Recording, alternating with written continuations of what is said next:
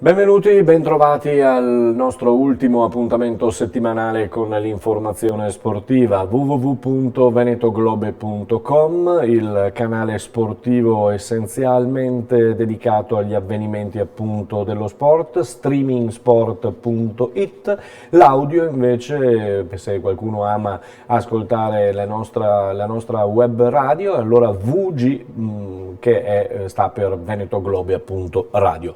Per quanto riguarda invece il digitale terrestre, canale 95 corrispondente a Caffè TV 24, l'emittente del Nord Italia che trovate sul 95 per quanto riguarda Friuli, Venezia Giulia e Veneto, e ogni sera 19:40 circa il nostro programma in replica nella seconda parte di serata e in replica nella terza parte della giornata, cioè nella prima mattinata. Coronavirus e attenzione massima ancora nello sport, porte ancora chiuse nel weekend e Juve-Inter per esempio si giocherà senza tifosi allo stadio di Torino. Il calcio riparte quindi nel deserto, per così dire, stop anche a Udinese, Milan, Parma, Sassuolo, si deciderà se giocare queste gare a porte chiuse, lo deciderà il governo. Fissati i recuperi intanto a Verona e a Torino dove si giocherà il prossimo 11 marzo.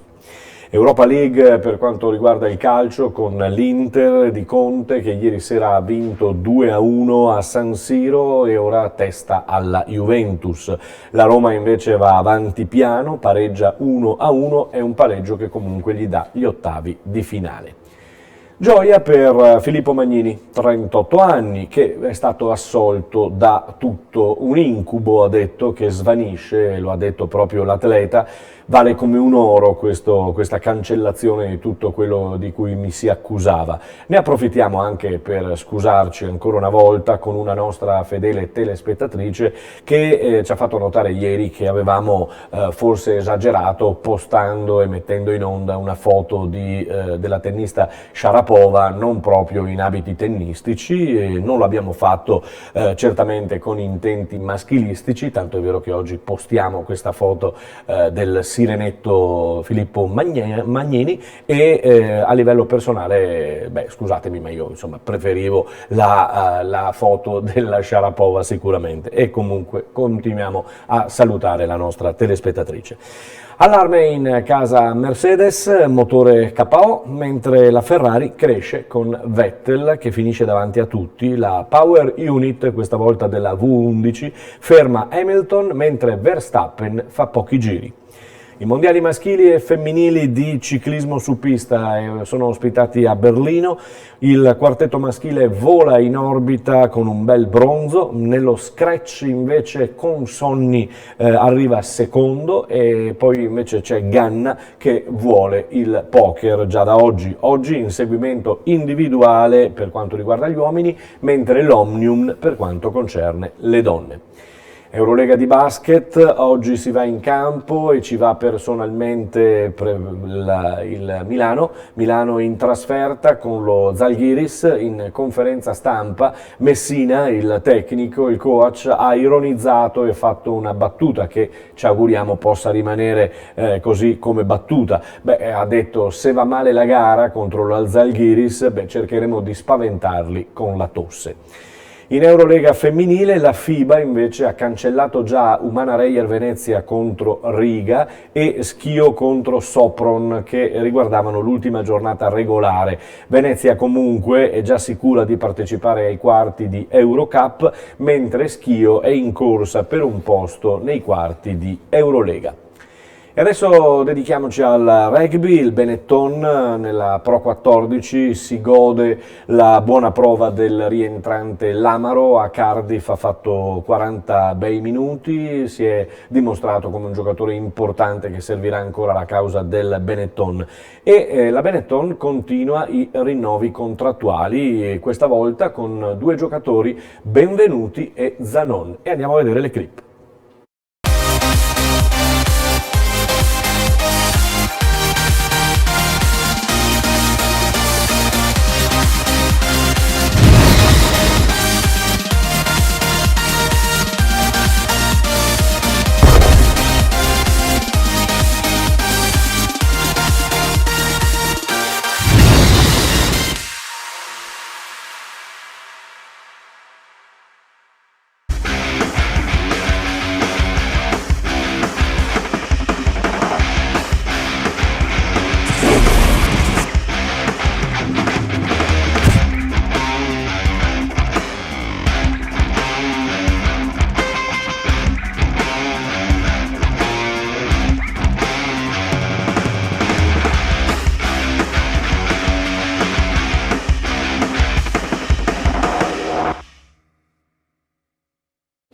E con il rinnovo a Benvenuti a Zanon, quindi si allungano i rinnovi e si allunga il volto della Benetton 2020-2021.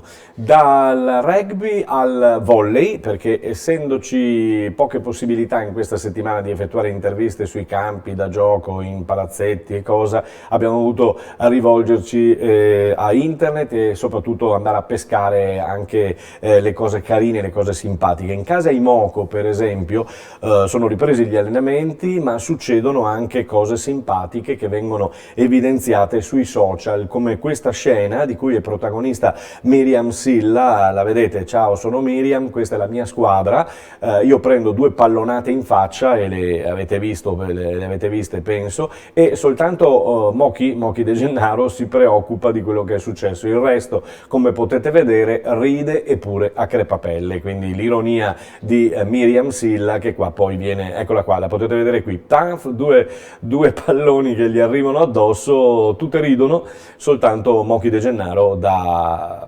anziana tra virgolette, tra capitana, anche se non lo è perché la capitana è Asha Volos, va a sincerarsi delle condizioni di Miriam. Complimenti naturalmente per la simpatia e per l'ironia. Lasciamo il volley, passiamo alla TVB, alla De Longhi, passiamo al basket. Qui sono gli ex giocatori del Benetton, lo avete capito dalle stazze, vedete, dalle linee un po' appesantite di molti giocatori che comunque hanno dato il loro bellissimo apporto e soprattutto il loro bellissimo appoggio ad un'iniziativa benefica che si è organizzata nella scorsa settimana, prima del coronavirus, appunto al Palaverde di Carità di Villorba. Non si gioca al Palaverde da circa 2 settimane per quanto riguarda la TVB, l'ordinanza chiaramente ha vietato l'amichevole con Mantova che era programmata e ha vietato anche il match contro Trento, in attesa sempre di decidere volta per volta, settimana per settimana o giorno per giorno se poi le partite potrebbero essere giocate a porte chiuse oppure no.